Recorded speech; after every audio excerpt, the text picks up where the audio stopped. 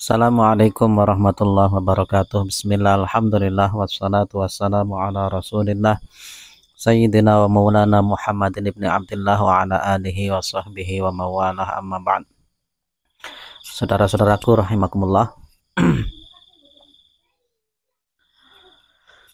pada kesempatan ini saya akan mengajak untuk membedah buku yang ditulis oleh Muhammad Al-Somali yang berjudul Relativisme Etika, Analisis Prinsip-Prinsip Moralitas. Saya merasa penting untuk membahas buku ini karena akhir-akhir ini saya dapati banyak orang yang fanatik, baik fanatik individu atau fanatik kepada personal maupun fanatik golongan. Contohnya beberapa waktu lalu ketika saya mengangkat tentang Buya Syakur, di antara komentar-komentarnya itu ada yang menghujat Buya Syakur. Pendukung-pendukungnya tidak terima, mengatakan yang dalam tanda kutip negatif lah. Padahal sekedar pemikiran tidak ada salahnya kita bahas sebenarnya. Terus ketika saya mengangkat tentang Mr. TM juga sama, ada pendukungnya yang tidak terima ketika dikritik pemikirannya.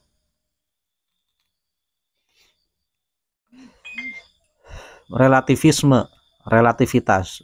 Kalau teori relativitas kita sudah maklum ya, yang diutarakan oleh Albert Einstein, di mana dia itu membagi relativitas itu ada dua, relativitas khusus dan relativitas umum. Nah, kalau Einstein itu lebih membahas kepada fisika, kalau ini Muhammad Al-Somali ini membahas ke etika sosial, berarti wilayahnya adalah wilayah sosial, bukan fisika. Penerbit buku ini Sadra Press. Pasti pada tahu ya arahnya kemana itu. Tapi kita kesampingkan soal ininya alirannya kemana, karena kita mau mengambil ilmunya. Ini bahasanya bahasa filsafat. Relativisme itu faham yang berpandangan bahwa kebenaran itu adalah relatif, artinya tidak pasti. Kebalikannya relativisme itu adalah absolutisme, yang menganggap bahwa kebenaran itu absolut.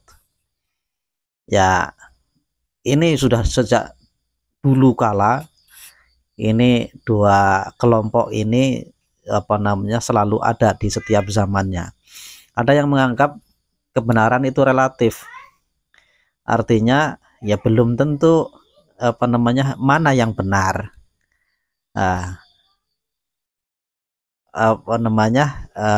Ketika ada yang mengklaim 3 tambah 2 5, di seberang lain ada yang menyalahkan, 5 itu 10 dibagi 2. Ya, mungkin sama-sama benarnya, hanya dari jalannya yang berbeda, dari sudut pandangnya yang berbeda. Dan ini kaum relativisme itu menganggap bahwa tidak ada kebenaran yang relatif, bertentangan dengan absolutisme. Absolutisme itu berpandangan bahwa pasti ada satu kebenaran, tidak mungkin 2 atau lebih, pasti ada salah satunya itu yang pasti benar. Misalkan karena apa? Karena entitas itu tidak mungkin berada dalam dua keadaan. Misalkan saya tanya siapa Pak Harto itu hidup atau mati? Nah, ya tidak mungkin dua-duanya benar. Kalau nggak hidup berarti mati. Nah, itu berarti ada salah satu yang benar. Misalkan ada informasi seseorang, misalkan ulama Buya Said itu si A mengatakan sedang sakit, si B mengatakan tidak sakit, pasti ada salah satu yang benar. Nggak mungkin satu orang itu dalam dua keadaan, sakit dan tidak sakit.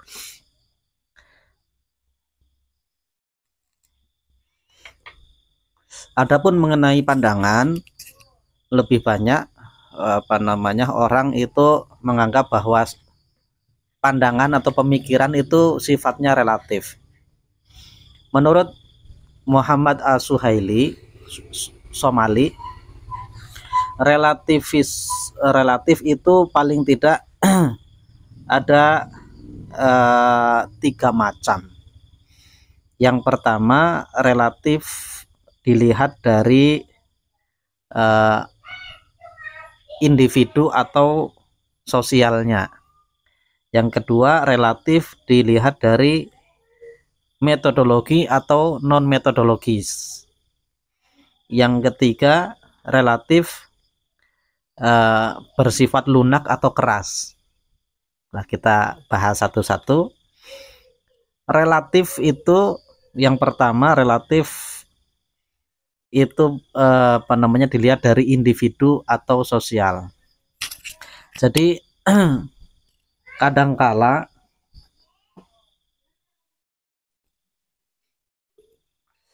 kebenaran individual itu berbeda satu sama lain. Misalkan menurut saya ketika harus memilih antara bekerja atau menunggui orang sakit, menunggui orang tua sakit. Nah, ini mana yang benar? Ini tidak bisa diklaim satu sama lain. Setiap orang itu berbeda. Mungkin pandangan saya dan pandangan saudara saya itu berbeda. Pandangan saya, misalkan saya menurut saya itu saya lebih memilih untuk bekerja. Karena apa? Karena kalau saya itu menunggui orang tua yang sakit, itu pengaruhnya tidak banyak. Nah, karena orang sakit yang dibutuhkan itu tidak hanya sekedar dirawat. Kalau dirawat di rumah sakit sudah ada perawatnya. Nah, tapi biaya. Nah, bagaimana untuk mendapatkan biaya? Saya harus kerja. Gitu. Ada yang mungkin saudara saya itu berpikiran ya tidak. Yang benar itu menunggui. Karena apa? Karena orang hidup itu soal kebutuhan sudah dipenuhi oleh Allah semuanya. Nah, itu kan kayak gitu. Jadi ada juga misalkan kita di masyarakat mendapati misalkan ini jamaah tabligh itu mereka berkeyakinan bahwa yang benar adalah orang itu harus berdakwah keluar. Karena apa? Karena mereka berpedoman dengan surah Al-Asr.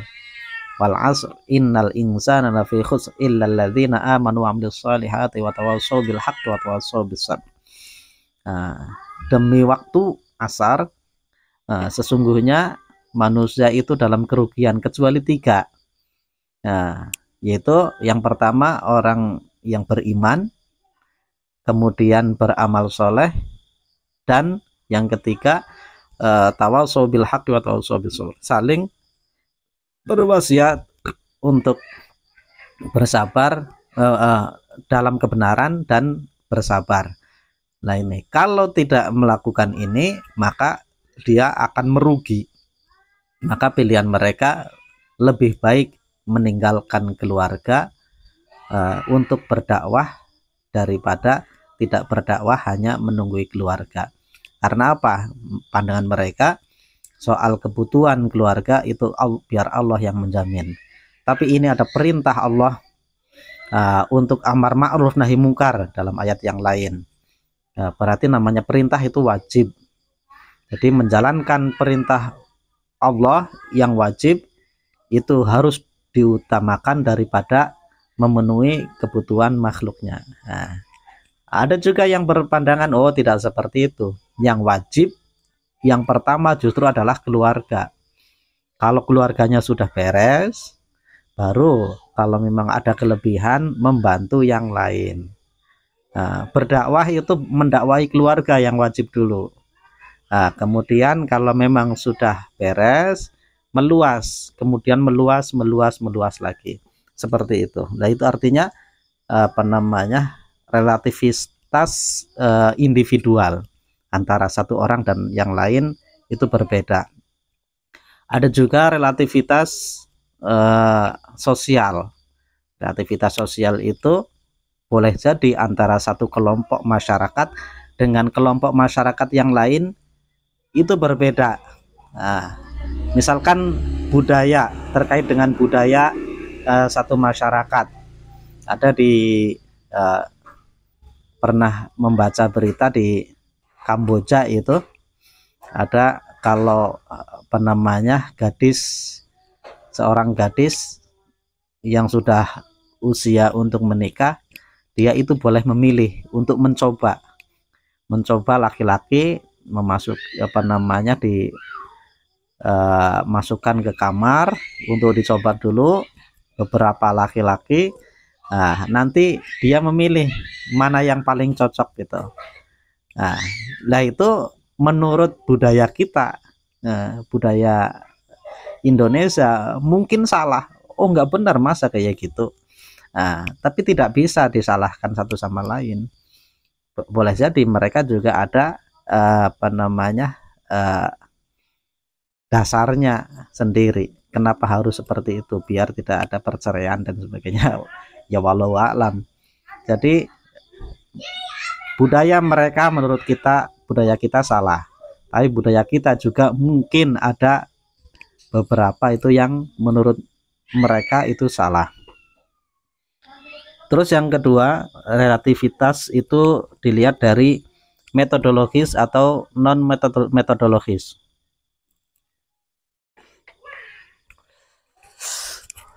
Ada orang itu melihatnya itu dari sisi metodologis. Jadi setiap sesuatu itu harus ada metodenya. Tapi ada yang non metodologis. Ya misalkan gini, dalam satu kisah ada perdebatan antara orang pintar dan orang bodoh. Si orang bodoh mengatakan 4 kali 5 itu 25. Nah, kemudian dibantah sama orang pintar, 4 kali 5 itu 20. Enggak terima yang bodoh itu. Enggak, 4 kali 5 itu kata guru saya 25. Akhirnya berantem sampai si bodoh itu saking yakinnya bahwa 4 kali 5 itu 25, dia sampai bersumpah. Oke, kita pergi ke orang yang pintar. Siapa yang benar dan siapa yang salah. Kalau kamu yang benar, kata orang bodoh itu, kalau kamu yang benar bahwa 4 kali 5 itu 20, maka aku berani dipotong telinga saya itu. Orang bodoh udah salah tapi pakai sumpah seperti itu. Akhirnya mengadu kepada mereka berdua. Oke, kalau kayak gitu. Nah, apa namanya, mereka berdua berangkat ke orang yang bijak bestari. Nah, diadukan permasalahannya. Akhirnya yang disalahkan siapa? Oleh orang bijak itu. Yang disalahkan itu orang pinter. Nah, kamu yang salah, bahwa yang benar adalah 4 kali 5 adalah 25. Oh, makanya senang. Terus si pinter ini protes. Kok bisa 4 kali 5 25? Jelas-jelas 4 kali 5 itu 20. Si bijak bestari itu menjawab, kalau aku membenarkan kamu, maka resikonya akan ada telinga yang terpotong. Tapi kalau aku membenarkan dia, kamu itu resikonya nggak ada. Nah, justru kenapa aku salahkan kamu, karena kamu udah tahu dia itu bodoh, masih diajak berdebat juga. Itu artinya relatif. Walaupun secara metodologis itu salah, tetap saja si bijak bestari itu tidak menggunakan metodologi yang benar. Nah, satu sisi metodologis, satu sisi bijak bestari tidak menggunakan metodologi yang benar karena menggunakan kebijaksanaan. Kemudian yang ketiga ada relativitas lunak atau keras. Ya, ini lunak atau keras itu seperti apa ini? Jadi relativitas lunak atau keras, bahwa yang dimaksud dengan relativitas lunak adalah pandangan bahwa tidak ada standar evaluasi yang bersifat lintas budaya, meskipun norma-norma moral yang terdapat di seluruh budaya dapat saling dipahami. Nah, jadi di setiap komunitas itu mempunyai kebenarannya sendiri.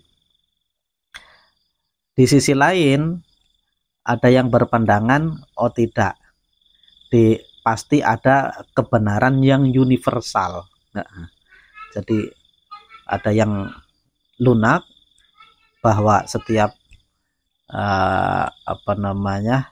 kelompok masyarakat itu mempunyai relativitas kebenarannya masing-masing. Tapi ada satu yang berpandangan juga, oh tidak, ya, dia keras bahwa pasti ada kebenaran yang universal. Kemudian kebalikan dari relativitas itu adalah absolutisme.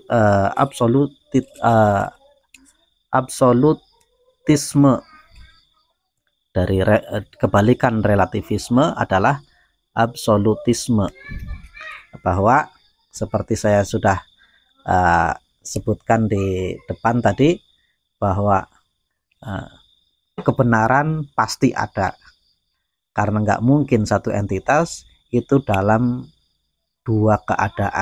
dalam dua keadaan. Tidak mungkin seseorang itu sakit dan tidak sakit, pasti ada salah satunya. Kalau nggak sakit berarti sehat, kalau nggak sehat berarti sakit. Nah, itu. Nah, untuk kembali kepada pembahasan tentang orang-orang yang fanatik kepada individu yang dia puja, yang dia ikuti, kita perlu ingat bahwa tidak semua namanya orang itu mempunyai kebenaran, bahwa kebenaran itu ada individual, ada sosial. Kadangkala seorang ulama itu berpendapat dengan satu pendapat, kemudian di sisi lain ada ulama yang lain yang menentang pendapat itu.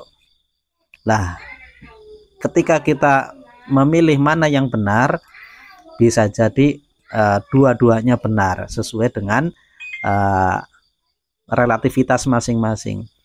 Ulama A berpendapat itu benar karena tolok ukurnya adalah komunitasnya. Dia berpendapat di mana? Di Jakarta. Di Jakarta tidak memperbolehkan misalkan keluar lebih dari jam 9 malam. Itu karena apa? Ya karena kondisinya memungkinkan. Nah, kemudian kalau yang di kampung-kampung, ulama itu memperbolehkan keluar jam 9 malam. Karena apa? Ya karena